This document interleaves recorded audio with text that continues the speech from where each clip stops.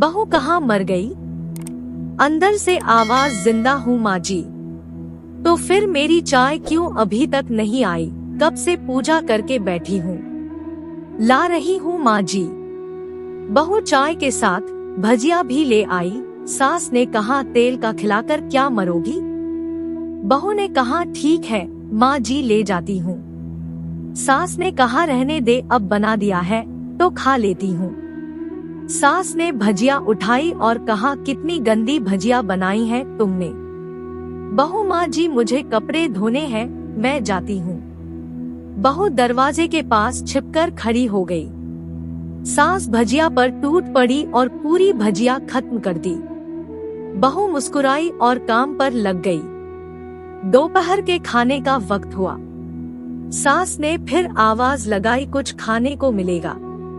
बहू ने आवाज नहीं दी। सास फिर चिल्लाई, भूखे मारोगी क्या? बहू आई सामने, खिचड़ी रख दी। सास गुस्से से, ये क्या है? मुझे इसे नहीं खाना, इसे ले जाओ।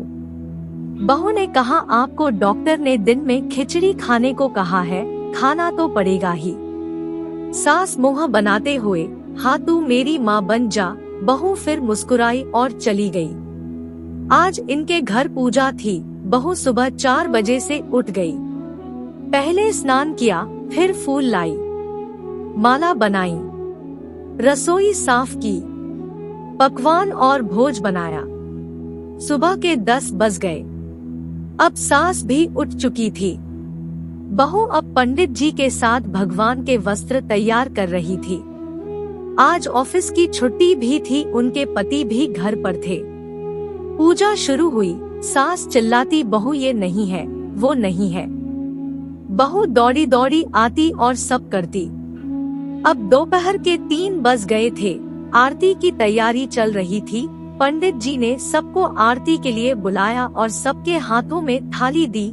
जैसे ही बहू ने थाली पकड़ी, थाली हाथों से गिर पड़ी। शायद भोज बनाते हुए बहू के हाथों में तेल लगा था, जिसे वो पोंछना भूल गई थी। सारे लोग तरह तरह की बातें करने लगे। कैसी बहू है, कुछ नहीं आता, एक काम भी ठीक से नहीं कर सकती, ना जाने कैसी बहू उठा लाए। एक आरती की थाली भी संभाल नहीं सकी। उसके पति भी गुस्सा हो गए, पर सास चुप रही, कुछ नहीं कहा, बस यही बोल के छोड़ दिया, सीख रही है, सब सीख जाएगी धीरे धीरे। अब सबको खाना परोसा जाने लगा। बहू दौड़ दौड़ के खाना देती, फिर पानी लाती। करीब 70-80 लोग हो गए थे। इधर 2 नौकर और बहू अकेली, फिर भी वहाँ सारा काम बहुत ही अच्छे तरीके से करती। अब उसकी सास और कुछ आस पड़ोस के लोग खाने पर बैठे। बहू ने खाना परोसना शुरू किया। सबको खाना दे दिया गया।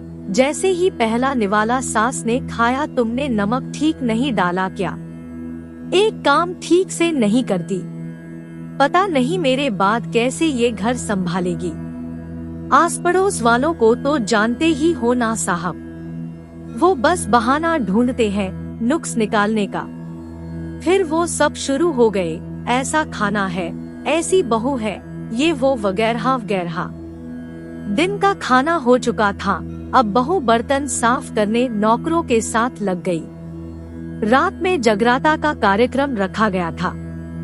बहू ने भी 1-2 गीत गाने के लिए स्टेज पर चढ़ी। सास जोर से चिल्लाई, मेरी नाक मत कटा देना, गाना नहीं आता तो मत गा, वापस आ जा। बहू मुस्कुराई और गाने लगी। सबने उसके गाने की तारीफ की, पर सास मुंह फुलाते हुए बोली, इससे अच्छा तो मैं गाती थी जवानी में, तुझे तो कुछ भी नहीं आता। बहू मुस्कुराई और चली गई। अब रात का खाना खिलाया जा रहा था। उसके पति के ऑफिस के दोस्त साइड में ही ड्रिंक करने लगे। उसका पति चिल्लाता, थोड़ा बर्फ लाओ, तो सास चिल्लाती, यहाँ दाल नहीं है। फिर चिल्लाता, कोल्ड ड्रिंक नहीं है, पापड़ ले आओ। इधर उधर आखिरी में उसके पति की शराब गिर पड़ी उसके एक दोस्त पर और बोलत टूट गई। पति गुस्से में 2 झापड़ अपनी पत्नी को लगाते हुए कहता है, जाहिल कहीं की, देखकर नहीं कर सकती, तुझे इतना भी काम नहीं आता। सारे लोग देखने लगे। उसकी पत्नी रोते हुए कमरे की तरफ दौड़ी। फिर उसके दोस्तों ने कहा, क्या यार, पूरा मूड खराब कर दिया, यहाँ नहीं बुलाया होता, हम कहीं और पार्टी कर लेते। कैसी अनपढ़ गंवार बीवी ला रखी है तूने, उसे तो मेहमानों की इज्जत और काम करना तक नहीं आता, तुमने तो हमारी बेइज्जती कर दी। अब आस पड़ोस की औरतों को और बहाना मिल गया था। वो कहने लगी, देखो क्या कर दिया तुम्हारी बहू ने, कोई काम की नहीं है। मैं तो कहती हूँ अपने बेटे की दूसरी शादी करा दो, छुटकारा पाओ इस गंवार से। सास उठी और अपने बेटे के पास जाकर उसे थप्पड़ मारा और कहा, अरे नालायक, तुमने मेरी बहू को मारा, तेरी हिम्मत कैसे हुई, तेरी टांग तोड़ दूंगी। उसके बेटे के दोस्त कुछ कहने ही वाले थे कि उसकी माँ ने घूरते हुए कहा, चुप, बिल्कुल चुप, यहाँ दारू पीने आए हो, जबकि पता है आज पूजा है और तुम्हें पार्टी करनी है। कैसे संस्कार दिए हैं तुम्हारे माता पिता ने, और किसने मेरी बहू को जाहिल बोला, जरा इधर आओ, चप्पल से मारूंगी अगर मेरी बहू को किसी ने शब्द भी कहा तो। अरे पापी, तूने उस लड़की को बस इसलिए मारा कि तेरी शराब टूट गई।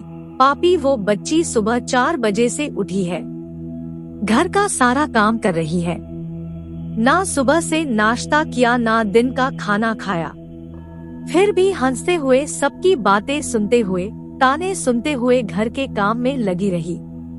तेरे यार दोस्तों को वो अच्छी नहीं लगी, जूते से मारूंगी तेरे दोस्तों को जो कभी उन्होंने ऐसा कहा। उसके यार दोस्त चुपके से खिसक लिए।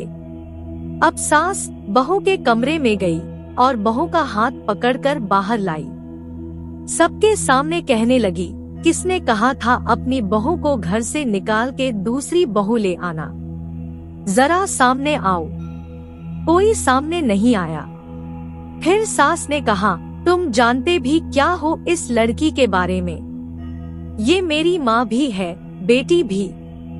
माँ इसलिए मुझे गलत काम करने पर डांटती है और बेटी इसलिए कभी कभी मेरी दिल की भावनाएं समझ जाती है, मेरी दिन रात सेवा करती है, मेरे 1000 ताने सुनती है पर एक शब्द भी गलत नहीं कहती, ना सामने ना पीठ पीछे।